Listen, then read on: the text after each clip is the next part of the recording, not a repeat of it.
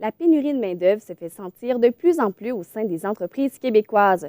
La firme en recrutement de main-d'œuvre étrangère Zoneo Monde compte améliorer la situation en accueillant des travailleurs de l'extérieur du Canada.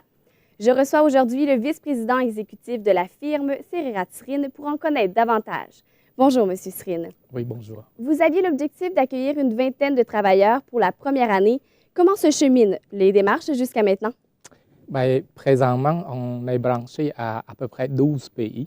Donc, il y en a qui se trouvent en Europe, d'autres en Asie et puis également en Afrique. Donc, la main-d'œuvre, on en a. Alors là, on fait des démarches auprès des entreprises locales ici pour justement informer celles qui ont besoin. Ce serait quoi les démarches pour eux? Ce serait quoi leur implication, leur responsabilité? Et les délais aussi que ça pourrait prendre. Donc, on est pas mal prêt là, pour décoller. Et est-ce que ça s'adresse uniquement aux employeurs du Saguenay?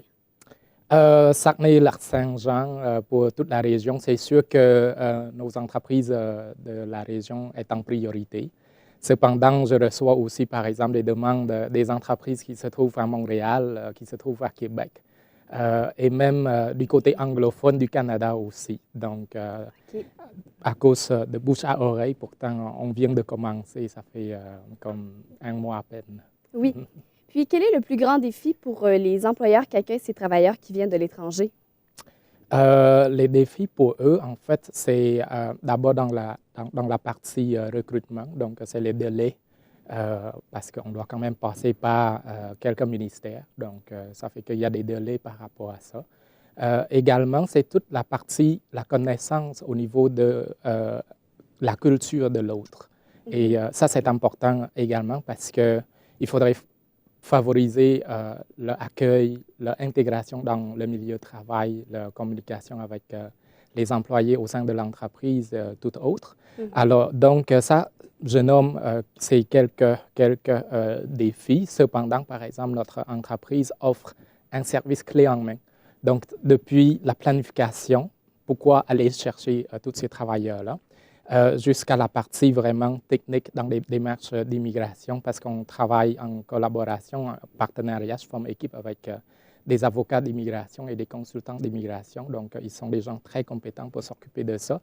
Puis la partie accueil, intégration, on a des ressources pour s'occuper de ça aussi, jusqu'à la rétention, jusqu'à ce que si l'employeur veut que les membres de famille de ces travailleurs-là viennent se joindre à eux, bien, on s'occupe aussi de la famille aussi. Parfait. Voilà. Donc, l'intégration, ça fait partie également de votre travail. Ça, c'est important, effectivement. Parfait.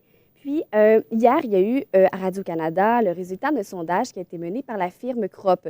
Ça indiquait qu'en fait, le 2 tiers des répondants étaient en accord avec la réduction du nombre d'immigrants par année, qui, par exemple, si on limiterait à 40 000 personnes au lieu de 50 000. Ouais. Selon vous, est-ce que c'est une problématique pour la firme? Je pense qu'on parle de l'immigration, c'est-à-dire que c'est des gens qui deviennent résidents permanents.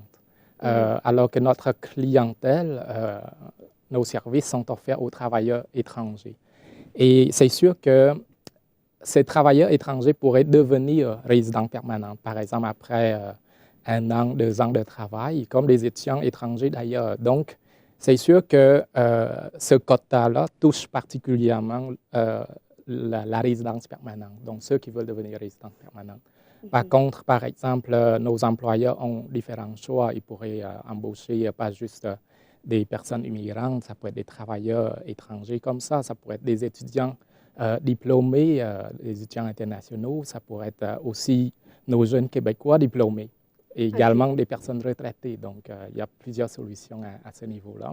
Par contre, par exemple, il faudrait être conscient également que l'immigration, ça représente une sorte de remplacement de la main-d'œuvre.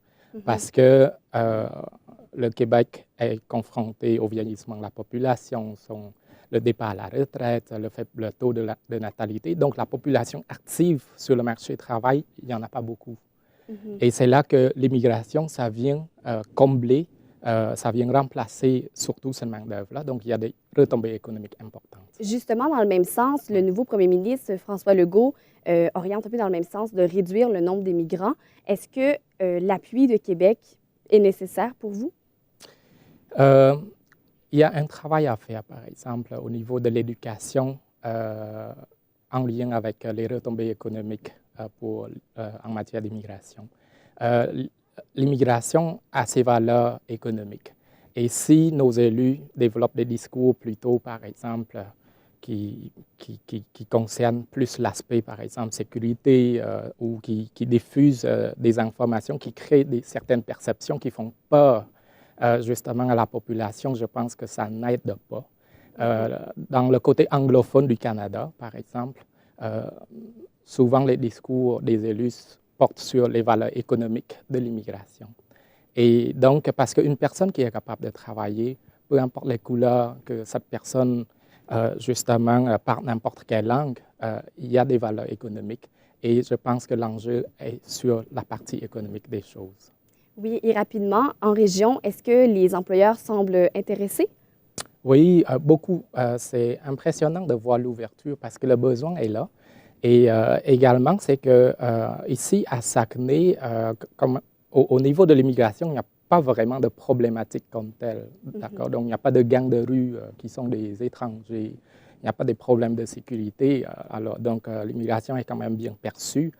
Cependant, par exemple, on devrait continuer à développer ce rapprochement interculturel entre les nouveaux arrivants, la population locale, l'implication justement de tous les intervenants du milieu, que ce soit du réseau de la santé, l'éducation municipale et tous les 3 paliers gouvernementaux, donc provincial, fédéral, parce que l'immigration, que ce soit la main-d'œuvre étrangère, que ce soit justement des étudiants internationaux ou autres, ça représente un enjeu sociétal, donc tout le monde est concerné. Alors, si je fais entrer, par exemple, 50 travailleurs cette année, bien, ça veut dire que dans un an, ce serait 50 familles qui vont s'ajouter, vous voyez. Donc là, ça devient comme, en quelque sorte, une communauté, un petit village. Alors, ça fait que là, c'est beaucoup de monde et ça concerne justement l'ensemble des partenaires du milieu. Et on travaille avec tous les partenaires du milieu. Parfait. Merci, M. Srine. Ça me fait plaisir. J'accueillais le vice-président exécutif de la firme Zonéo Monde, Serirat Srine. Mesdames et messieurs, au revoir.